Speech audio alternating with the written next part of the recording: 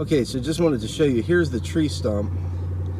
And if you follow this all the way down here, you have this huge taproot about 5 feet away. And just to give you an idea, the thickness of my thumb and thicker, or it's the width of my thumb, I should say, and thicker. And this is going all the way over here from the stump here. So imagine how far it is to that wall and what it's doing to your foundation. Does that make sense?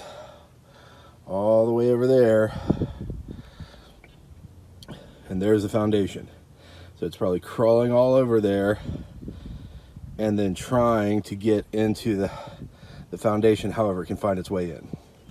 So that's just a good example of why you don't plant these massive trees right next to your foundation. It'll cause long-term issues.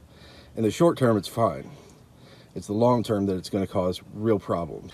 Here's a root started pulling off from right here at the base of the tree, and it trailed all the way down here, all the way down here, all the way down here, right there, and it's still growing. So to give you an idea, here's that. There's the stump all the way down there.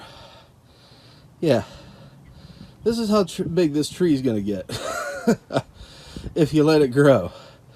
Now, do you want that crawling up the side of your house and then all the way out into your yard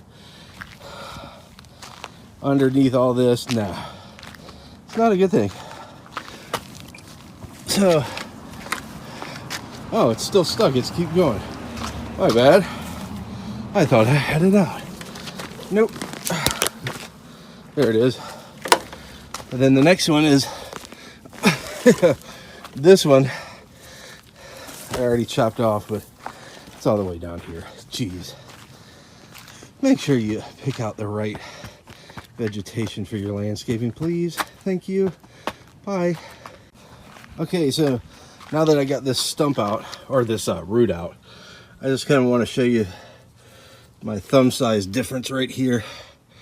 That's that root I was talking about. Now look at what else I found. This is one of the tap roots coming off, and it's hard to see, but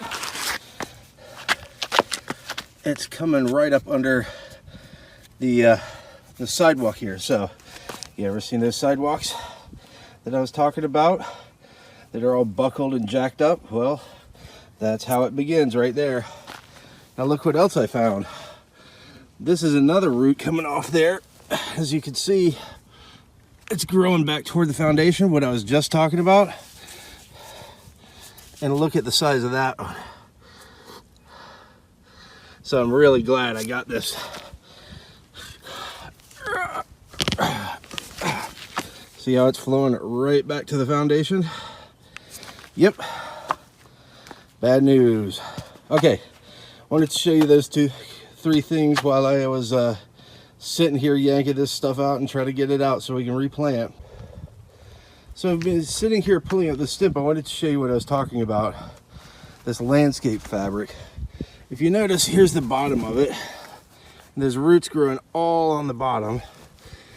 But look at all these roots sitting right on the top. It's because the roots grow over the top and it can't get down to the soil, so it has a tendency to dry out. And they're really not taking care of any of the weeds, because if I go right down here, there's a weed I kind of sprayed some Roundup on, but here's some nice fresh weeds there, and there, and there, and there, and there. I don't know if you can see that or not. But yeah, it does not prevent the weeds. Not even in the slightest. Because as I said, as this mulch breaks down, turns into topsoil, well, what likes to grow topsoil? Living things. Okay, so I've started grading the landscape away from the house. I don't know if you can see that or not, but I'm trying to get a nice good angle on it away so the water will run away. But as I'm sitting here like grading this, look at this. This is brand new soil. There is none of this topsoil going in there from all this nice mulch breaking down. So you got all this good, wonderful organic material, right? That's just sitting up on top, doing absolutely nothing, right? And this is what just irritates me. This is one of my pet peeves about landscapers and builders. And I don't know if it's that they don't know any better or they're just gypping you. And they put all this landscape material down and really like, oh, it'll keep weeds out of your landscape. Well, like, look right down in here. I haven't touched this yet, but like there's a weed right there and it's sitting in 3 inches of topsoil. Where'd that topsoil come from? Well, all this mulch that's breaking down into this nice organic matter that's not getting down into the ground. And then you got to go pull this stuff up. And again, I don't know if it's that they don't know any better or if they're just trying to gyp you because they built a brand new house and they want it to look weed free, quote unquote weed free, for like 2 or 3 years while it sits in their inventory until you sell it or it looks nice. But then you got to go and you got to rip all this stuff out, and it's a freaking absolute gyp, and it's a scam because they charge you for all this landscape material, and they charge you for the labor to put it in, and it does absolutely nothing. Look, it was made for retaining walls where you got a retaining wall on a hill and you want the water to escape from the cracks, but you don't want the dirt to escape from the cracks, right? Because you want the water to escape so it doesn't create a I can't remember, it's hydrophobic, hydrophilic, hydro something or another effect. Anyway, you don't want like all this weight of water building up there and it crashes, right? So you want the water to escape, but you don't want the dirt to escape, so they put it there, and that's what it's used for. It's not for this. Someone at some point said, oh, we can put it down and create a weed-free environment. BS. 100%. As I just showed you, it's got weeds everywhere, but all this nice organic material is not getting down into the soil and creating a nice layer of topsoil for your plants. It's not. So if you see someone, or if a landscape company or your builder quotes you or whatever for putting this landscape material down, just tell them hell no. Absolutely 100% no.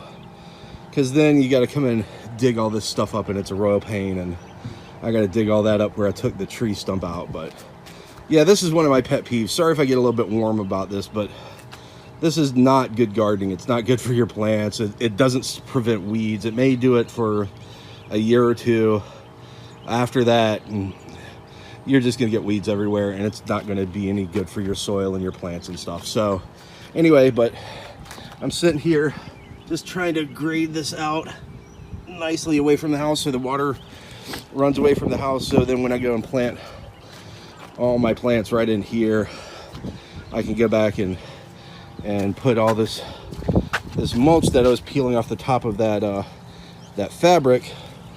I can put it back, and then it'll create a nice little topsoil layer and give nice organic material to my plants going forward, and then keeping this nice grade away from the house. So anyway, sorry if it was a bit of a rant, but trust me, it's annoying to pull up 40 pounds of this stuff because all the topsoil is sitting on top of that layer.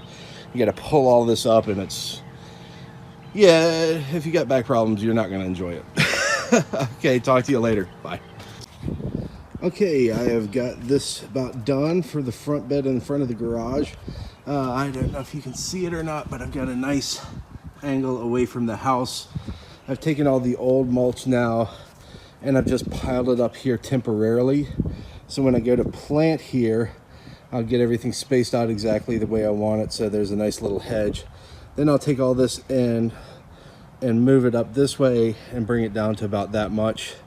And then I'll go over it with nice fresh mulch over the top of it. That way all this organic matter that's already pretty much broken down here will be able to sink down and start providing a good topsoil layer. But you can obviously see the difference between this bad soil that was up under, well, it's not bad soil, it's just the soil that was up under the landscape cloth, right? And that wasn't getting any of that organic matter kind of seeping down and creating a good topsoil layer. But then you can see this that's already broken down. So I mean, just to give you an idea, this is nice fresh mulch, right? But you come over here and look at this, it's already broken down into little bits and pieces, creating a good topsoil layer that can now get up into there. Like here, another good example. It's broken down a lot. So that compared to this, right? Or actually that's a little bit mixed, so that compared to that. So now it'll be able to seep down in here, create a good topsoil layer for all the plants. It's angled away from the house. That's the way you want to do it. That's the way it should be done. So I've got 8 azaleas that are going to be planted here. I'm going to space them about 2.5 feet apart. They grow about 3.5 feet, so it'll create a nice azalea hedge right here in front of the house. So we're about there. I've got the curb in here. I've got to finish doing one section right here. So from between here to here. So I've got a 4-foot section I'll tag in there, and then I'll cut it off right there and then spray paint the end of it. And then this will look so much nicer. So much nicer, and I won't have to worry about roots in my foundation. Yay! Talk to you later. Bye. Okay, so I'm going to give you one more example, and then I'm going to shut up about this. This is that little 8-9 foot dogwood I cut out right here at the corner, right beside the front entrance of the house. But I want you to look at this. This is that taproot that comes out of this thing, right? All the way over, all the way down, and it's already at the foundation. And if you think I put it up and just set it there for dramatic effect, I didn't. So let's look at this again. There's the stump. Comes out all the way down. Now lift it up. Right? Comes all the way down and over here. And then this one's already at the foundation. It's still in there. See? I mean, it's already at the foundation and it's still stuck in there, right? So can you imagine if you let this thing get fully grown? And that's one taproot coming off here. When I was chopping it, I cut off a couple taproots that were going this way toward the sidewalk. This whole area would get inundated with roots, and can you imagine the issues that it could play with the foundation, or if it started getting in these little cracks around the brick, what kind of damage it could do to the brickwork. So look at it real quick. This is right here, right? It's right up under this window. So it could crack that going all the way up. And can you imagine the repair bill on that? And it's juvenile enough that I got it now, right? And if you're only living in your house for 4 or 5 years, you probably don't care.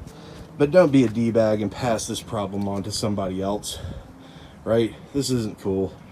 I mean, again, if you're only going to be in there 4 or 5 years, it's an investment before you move to your next bigger house. Think about what it's going to do in the long term. Think about how you're kind of like screwing over the next guy.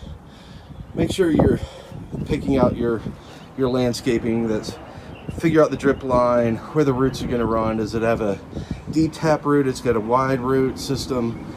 And then plant appropriately, because just don't go there and go, oh, that looks pretty, and stick it there, because that's not cool. So, because now some guy like me has to come out and dig this up.